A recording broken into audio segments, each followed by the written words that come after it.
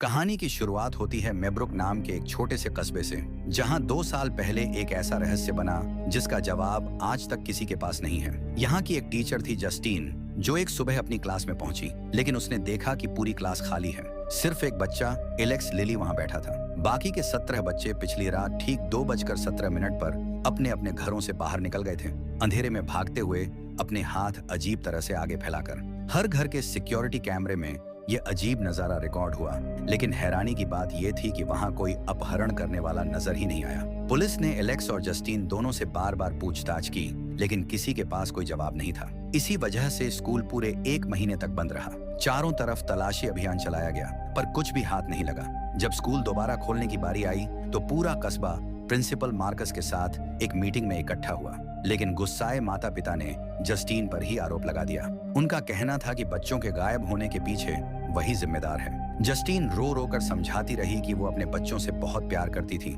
पर किसी ने उसकी बात नहीं मानी। मार्कस ने उसकी तरफदारी की तो लोगों ने उसे भी दोषी ठहरा दिया। मामला इतना बिगड़ गया कि एक जासूस को जस्टीन को वहां से सुरक्षित बाहर निकालना पड़ा। इसके बाद जस्टीन शराब की दुकान पर गई, क्योंकि उस हादसे के बाद से वह अक्सर पीने लगी थी। तभी अचानक उसके फोन पर एक अनजान नंबर से कॉल आता है और दूसरी तरफ से एक डरावनी आवाज उसे धमकाती है। घबराकर जस्टीन तुरंत फोन काट देती है। जब जस्टीन दुकान से निकलती है तो रास्ते में एक नशेड़ी जेम्स उससे पैसे मांगता है, लेकिन जस्टीन उसे नजरअंदाज कर देती है।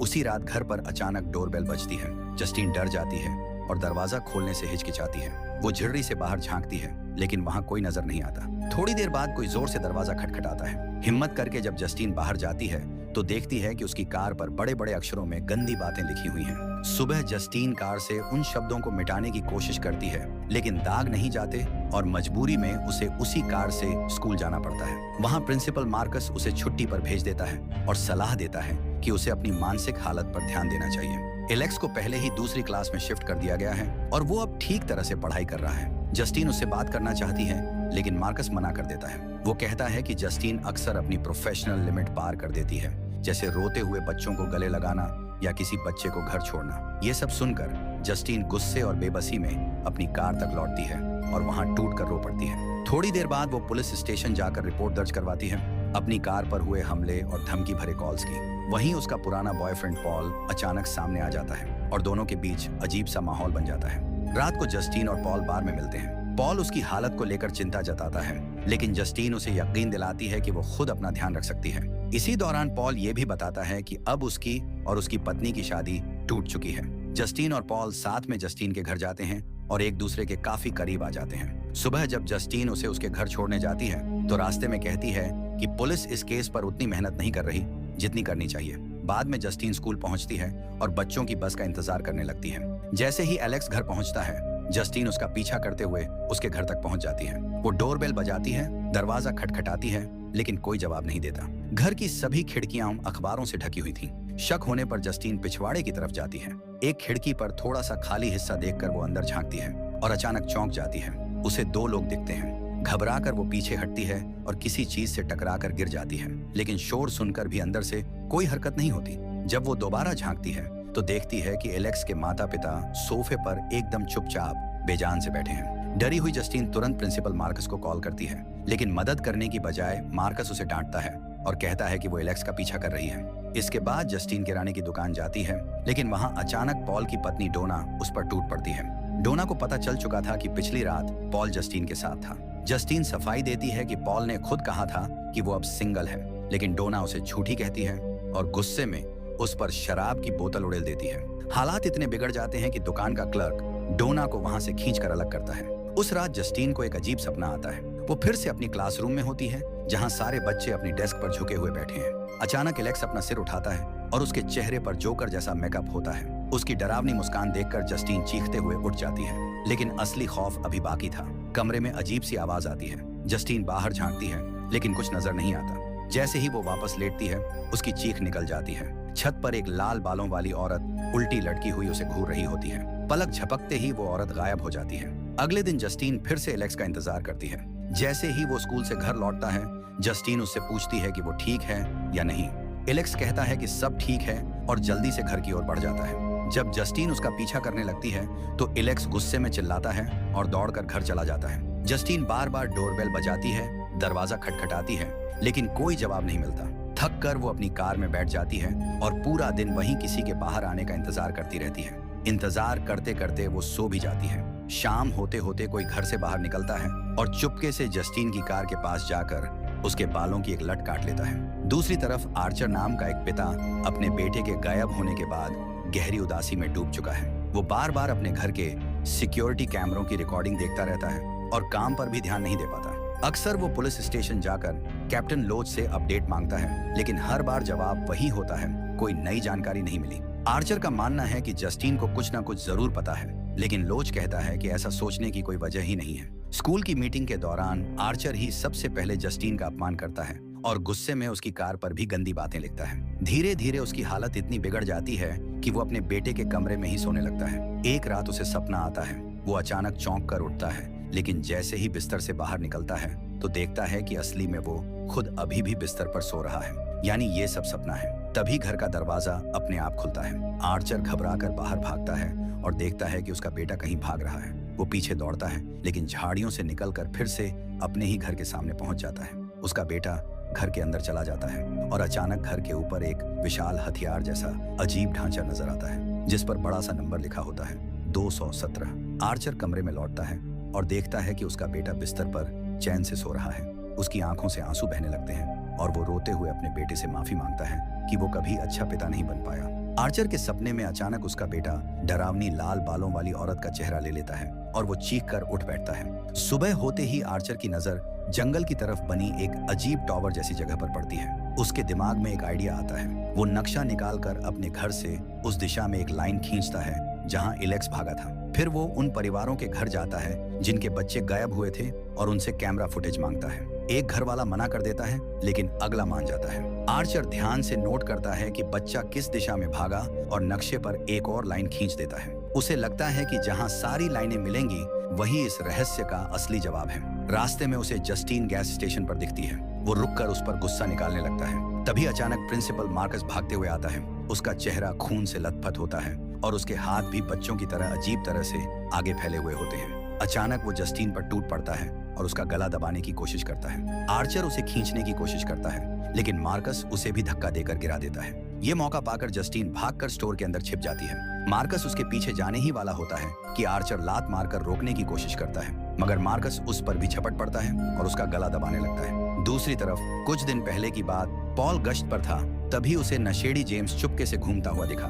शक होने पर पॉल उसका पीछा करता है और देखता है कि वो किसी घर में घुसने की कोशिश कर रहा है। पॉल उसे पकड़कर टोकता है तो जेम्स भागने लगता है। दोनों में पीछा शुरू हो जाता है, पहले कार से और फिर पैदल। आखिरकार पॉल उसे जमीन पर गिराकर हथकड़ी लगा देता है। जेम्स सफाई देता है कि ये उसका ही घर है और वो चाबी खो जाने की वजह से ऐसे घुसने की कोशिश कर रहा था। जब पॉल उसकी जेब टटोलता है तो गलती से एक गंदी सुई उसकी उंगली में छुप जाती है। गुस्से में पॉल उसे मुक्का मार देता है। फिर फर्स्ट एड लेने के लिए गाड़ी की तरफ दौड़ता है और तभी देखता है कि डैश कैम ने पूरी घटना रिकॉर्ड कर ली है। पॉल घबराकर जेम्स को छोड़ देता है और कहता है अब हम दोनों बराबर हैं, लेकिन साथ ही उसे चेतावनी भी देता है कि वो इस शहर से चला जाए। दूसरी तरफ स्टेशन पर लोच पॉल को समझाता है कि जब तक जेम्स रिपोर्ट नहीं करेगा तब तक मामला दबा रहेगा। उसी रात पॉल अपनी डेट पर जस्टीन के साथ बाहर जाता है, लेकिन सुबह जब घर लौटता है तो उसकी पत्नी डोना पहले ही घर आ चुकी होती है। पॉल की अजीब हरकतें देखकर डोना तुरंत समझ जाती है कि कुछ गलत हुआ है। फिर कहानी में दिखाया जाता है कि काम पर रहते हुए पॉल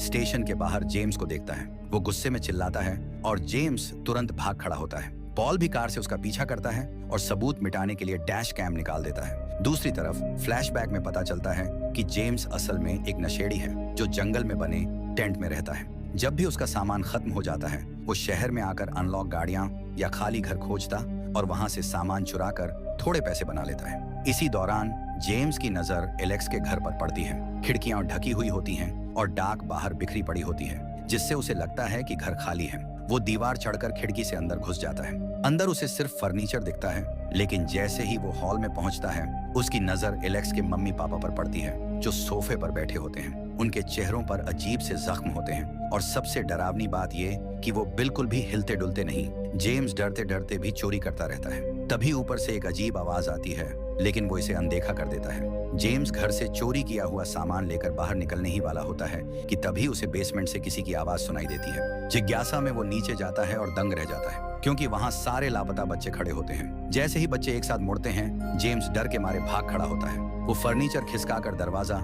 रोकने की कोशिश करता है, लेकिन तभी एलेक्स के माता पिता उठ खड़े होते हैं और उसकी ओर बढ़ने लगते हैं। घबराया जेम्स किसी तरह भागकर घर से बाहर निकल जाता है। दूसरी तरफ चोरी का सामान बेचने गया जेम्स एक पोस्टर देखता है जिस पर गुमशुदा बच्चों की जानकारी देने पर इनाम लिखा होता है। लालच और नशे की लत में डूबा जेम्स पुलिस को कॉल करता है और बच्चों का ठिकाना बताता है। पुलिस उस पर भरोसा नहीं करती और उससे स्टेशन आने के लिए कहती है, लेकिन जैसे ही जेम्स स्टेशन पहुंचने वाला होता है, पॉल उसे देख लेता है और चिल्लाता है। डर के मारे जेम्स भागकर जंगल में छिप जाता है। जंगल में उसे अचानक वही लाल बालों वाली रहस्यमयी औरत दिखाई देती है जो उसे हाथ हिलाकर बुलाती है। जेम्स भागकर अपने टेंट में छिप जाता है। तभी बाहर परछाई नजर आती है तो जेम्स सुइयों से हमला करता है, लेकिन वो परछाई कोई और नहीं बल्कि पॉल होता है।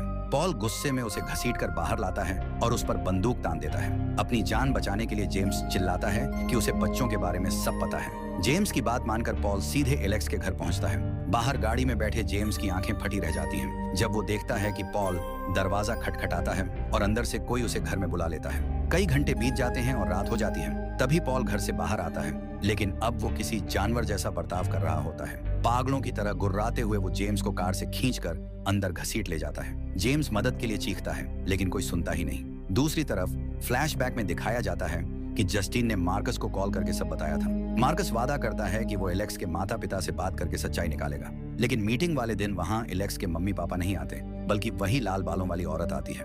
पता चलता है कि ये औरत एलेक्स की आंटी ग्लैटिस है, जो कहती है कि एलेक्स के माता पिता बीमार हैं और घर से निकल नहीं सकते। मार्कस जो ग्लैटिस को बताता है कि एलेक्स के बारे में शिकायत आई है और उसे कानूनन एलेक्स के गार्जियन से मिलना होगा, वरना उसे अधिकारियों को कॉल करना पड़ेगा। अगले दिन ग्लैटिस अचानक मार्कस के घर पहुंचती है। पानी मांगने पर वो कहती है कि उसे कटोरे में ही पानी चाहिए। बातों बातों में ग्लैटिस पूछती है कि क्या मार्कस ने अधिकारियों से संपर्क किया। जब वो ना कहता है तो ग्लैटिस अपने साथ लाई अजीब सी डंडी निकालती है और उस पर ऑफिस से चुराया हुआ रिबन लपेट देती है। फिर अपने खून से उसे गीला करती है। मार्कस पुलिस को कॉल करने ही वाला होता है कि अचानक ग्लैटिस घंटी बजाती है। घंटी की आवाज सुनते ही मार्कस जैसे ट्रांस में चला जाता है। उसका शरीर कांपने लगता है और वो फोन गिरा देता है। फिर वो अचानक टेरी पर टूट पड़ता है, उसे गला दबाकर मारने लगता है और उसके चेहरे पर काला तरल उल्टी करने लगता है। पागलपन में वो बार बार टेरी का सिर पटकता है जब तक कि उसकी जान नहीं चली जाती। इसके बाद ग्लैटिस डंडी को पानी से धोती है और टेरी के बाल हटाकर उस पर जस्टिन के बाल लपेट देती है। जैसे ही वो डंडी तोड़ती है, मार्कस को जस्टिन को मारने का हुक्म मिल जाता है। दूसरी तरफ गैस स्टेशन पर मार्कस आर्चर और जस्टिन पर हमला करता है। आर्चर को गिराने के बाद वो जस्टिन के पीछे स्टोर तक पहुंच जाता है। जस्टिन कर्मचारियों के कमरे में छिपने की कोशिश करती है, लेकिन दरवाजा बंद होता है। मार्कस उसे कोने में घेर लेता है। तभी आर्चर हिम्मत जुटाकर मार्कस को फ्रिज पर दे मारता है, जिससे जस्टिन को भागने का मौका मिलता है। वो कार तक पहुंचकर किसी तरह गाड़ी स्टार्ट करती है, लेकिन मार्कस पीछे भागकर खिड़की तोड़ देता है। जस्टिन गाड़ी तेजी से भगाती है और पीछे पीछे मार्कस और फिर आर्चर भी निकलते हैं, लेकिन तभी अचानक एक दूसरी गाड़ी आकर मार्कस को टक्कर मार देती है। बाद में हॉस्पिटल में आर्चर पुलिस को पूरा सच बताता है। बाहर निकलते समय उसे जस्टिन मिलती है, जो उसका शुक्रिया अदा करती है। अब आर्चर को यकीन हो जाता है कि जस्टिन दोषी नहीं है। वो बताता है कि मार्कस भी उसी तरह भाग रहा था जैसे बच्चे भागे थे। फिर वो अपना बनाया हुआ नक्शा दिखाता है। नक्शे पर बना हुआ निशान देखकर जस्टिन तुरंत पहचान लेती है कि ये तो एलेक्स का घर है। दूसरी तरफ कहानी वापस जाती है उस समय में जब बच्चे गायब नहीं हुए थे। एलेक्स एक बहुत शर्मीला और अकेला बच्चा था, जिसे स्कूल में उसके क्लासमेट हमेशा अजीब कहकर परेशान करते थे। उसके माता पिता प्यार करने वाले और खुशहाल इंसान थे। एक दिन उन्होंने एलेक्स को बताया कि उसकी आंटी ग्लैटिस उनके साथ रहने आ रही है क्योंकि वो बीमार है। ग्लैटिस आधी रात को उनके घर आती है। सुबह होते ही एलेक्स उसके कमरे में झांकता है और वहाँ एक लाल विग और एक छोटा सा पेड़ देखता है जिसकी शाखाएं अजीब सी थीं। तभी ग्लैटिस पलंग पर से उसे घूरती हुई दिखती है, जिससे डरकर एलेक्स तुरंत दरवाजा बंद कर देता है। स्कूल से लौटते वक्त जब उसे लेने कोई नहीं आता तो एलेक्स को अकेले ही घर जाना पड़ता है। घर पहुंचकर वो देखता है कि उसके माता पिता खाने की मेज पर ऐसे बैठे हैं जैसे किसी ट्रांस में हो। वो उससे कुछ ठंडी और रोबोटिक बातें करते हैं। तभी ग्लैटिस बिल्कुल स्वस्थ नजर आती हुई आती है और उसे कहती है कि उसके माता पिता बिल्कुल ठीक हैं। डरा हुआ एलेक्स उसे छूने नहीं देता और गुस्से में अपने पापा के चेहरे पर पानी फेंक देता है। ये देखकर ग्लैटिस गुस्से में उसे डांटती है और कहती है कि बिना खाना खाए सीधा अपने कमरे में जाओ। अगली सुबह एलेक्स डाइनिंग टेबल पर पहुंचता है और देखता है कि उसके माता पिता लाल आंखों वाले और स्थिर खड़े हैं। ग्लैटिस उसे धमकाती है कि स्कूल में किसी को कुछ मत बताना। डर दिखाने के लिए वो एक टहनी तोड़ती है और माता पिता को कांटे पकड़ा देती है, जो खुद पर वार करने लगते हैं। एलेक्स उन्हें रोक नहीं पाता अगले दिन ग्लैडिस अपने फर्नीचर लेकर फर्श पर बैठकर अजीब टोटके करती है। एलेक्स को उन्हें खाना खिलाना पड़ता है। कुछ दिन यही सिलसिला चलता है, स्कूल जाना, घर लौटकर माता पिता को खाना देना। फिर एक रात ग्लैडिस उसे बुलाती है और बताती है कि वो बहुत बीमार है। अब उसे मदद के लिए हर क्लासमेट से कोई ना कोई चीज चाहिए। अगली सुबह एलेक्स चुपके से क्लासरूम जाकर नाम टैग चुराता है। जस्टिन उसे देख लेती है, लेकिन एलेक्स कहता है कि सब ठीक है। रात को एलेक्स देखता है कि ग्लैडिस टैग्स को कटोरे में तोड़ती है, उस पर थूकती है, माचिस जलाती है और घंटी बजाती है।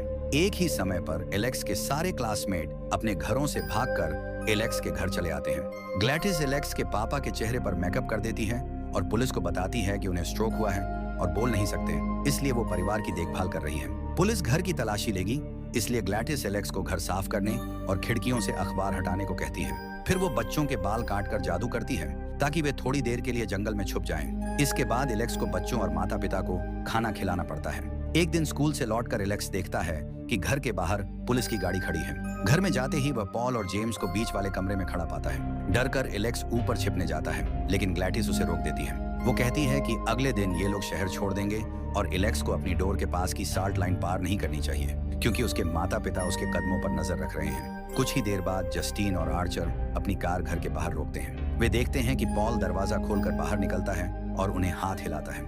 एलेक्स ये सब खिड़की से देख रहा होता है। लिविंग रूम में पॉल फिर से कुछ करता है और जस्टिन उसके पास आती है, लेकिन गलती से साल्ट लाइन पर कदम रख देती है। अचानक जेम्स आर्चर पर टूटता है, लेकिन आर्चर को कोई चोट नहीं लगती। पॉल जस्टिन का पीछा करता है और किचन तक पहुंचता है। जस्टिन पैन फेंकती है, लेकिन पॉल को कोई फर्क नहीं पड़ता और वो टेबल पार कूदकर जस्टिन को पकड़ लेता है। जस्टिन पीलर से उसका चेहरा काटती है, लेकिन उसे भी कोई दर्द नहीं होता। पॉल लगातार उसे घोंटता रहता है। ऊपर एलेक्स सभी चिल्लाहट को अनदेखा करता है और साल्ट लाइन पार कर देता है। इससे उसके माता पिता फिर से जाग उठते हैं और उसका पीछा करते हैं। एलेक्स अपने कमरे में भागकर दरवाजा लॉक कर देता है, लेकिन उसके माता पिता दरवाजा तोड़ने लगते हैं। एलेक्स बाथरूम के रास्ते से बाहर निकलता है और ग्लैडिस के कमरे में छिप जाता है। एलेक्स जल्दी से एक टहनी उठाता है और अपनी खून की मदद से उसे गंदा करता है ताकि खुद को बचा सके।